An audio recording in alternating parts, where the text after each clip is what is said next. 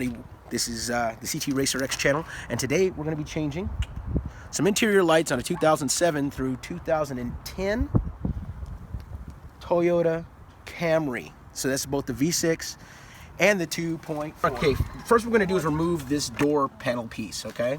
In order to get rid of the door panel piece, what we're going to have to do is use a very small, in this case I'm using a number 1, actually this is number 3, flathead screwdriver. What you're going to do is pry gently around anywhere where you can see a line, and that'll allow you to get this particular cover out, okay? Inside of here is a 194, so in replacing it with an LED lamp, you're going to want to make sure you either A, have a right angle LED lamp or a lamp with 4 sides on it. The lamps that I typically use for this are going to be cool white LED 4-point posts. And of course this particular unit has a headlamp and 4 body lamps. Oh, it's in there. Alright, as you can see, we've changed the light out. And make sure that your polarity is correct. If it doesn't light up as soon as you plug it in, then you have the light backwards. Again, like I said, make sure you do yourself a favor. See where your pry points are. Make sure you don't scratch up the body of the housing. Alright, so to change out the map light, what we're going to do is go ahead and slide just a regular number 2 screwdriver, just like this, flat head. Don't use a Phillips. Go ahead and put that inside here, pry it open, right on the inside, that side, and then one on the inside over here, and that'll help pop the lens housing down. See? Once you get the housing down, inside again, another 194 bulb. You just go, now these typically, if they're on, will get hot. Don't try to pry it off with your fingers if it's hot, because obviously it'll burn you. So what you're gonna do is go ahead and use a pair of pliers or your fingers to pull that out. Again, make sure you check your polarity before you put it back in, because if you don't check the polarity and you put it all back together and it doesn't come on, you're gonna feel like a really big idiot. All right, so check it out. What we've done now is we've gone ahead and put in the map lights, and when you have your polarity set and everything squared away, what you should now have are a set of nice lights that come on, be definitely able to lighten up whatever you got going on in the front.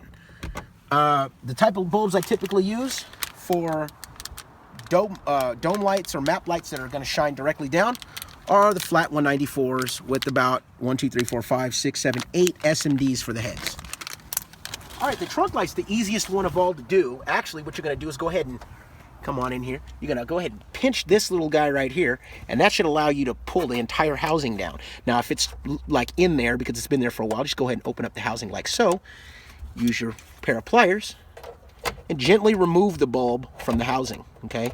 Don't feel compelled to have to pull it very hard, because it'll come right out with a little bit of a pull.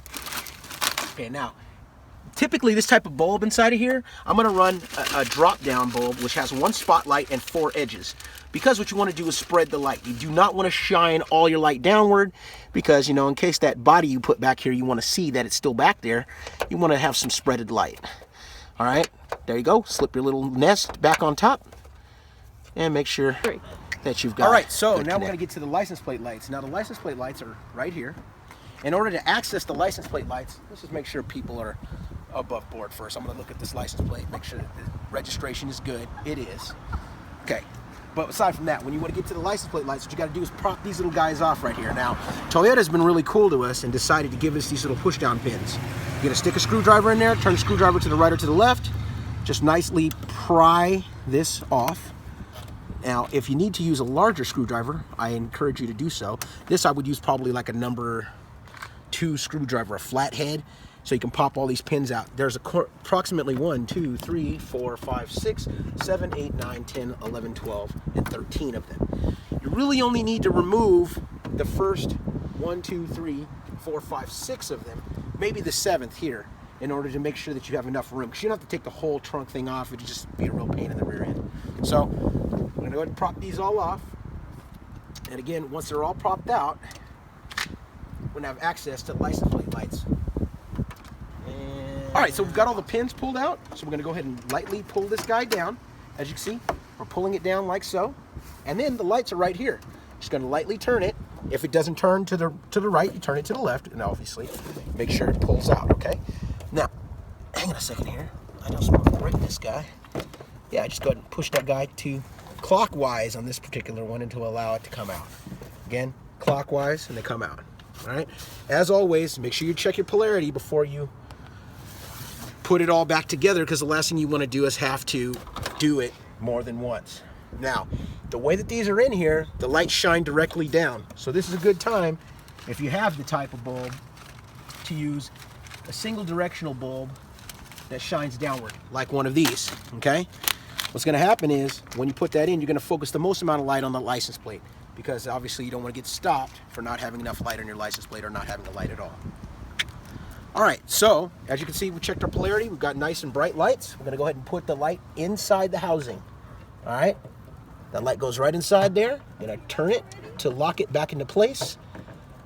Make sure you set your housing in there correct, like so, and it should snap right into place when you're good. All right.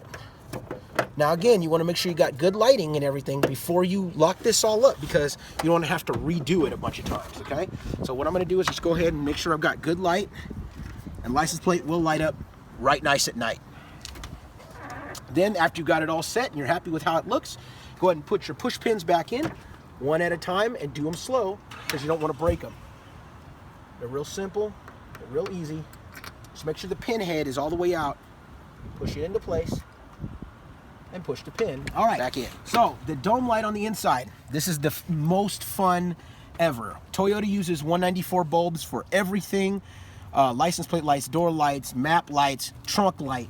But for whatever reason, they like a festoon bulb for the dome light. So again, when you go into here, make sure you got your number 1 or number 2 styes, very small flathead screwdriver. You're gonna look for the insertion points on the edge of the light housing, and you're gonna pop it right out.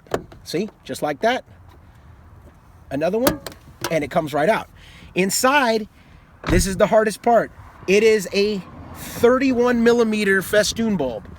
Not a 32, not a 36, not a 39, not a 42, but a 31. I typically use a 12 SMD 31 millimeter festoon bulb for this.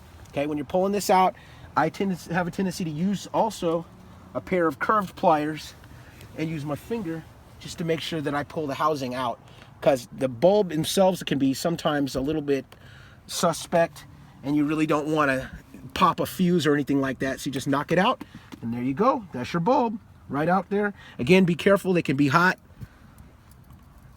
Stick in your new one. Again, this is polarity sensitive, so make sure you got your polarity correct before you lock it into place. The last thing you want to do is have to do this twice.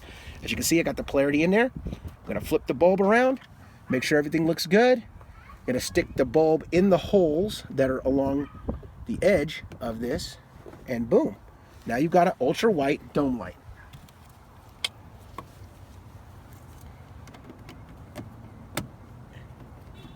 And we are now in business.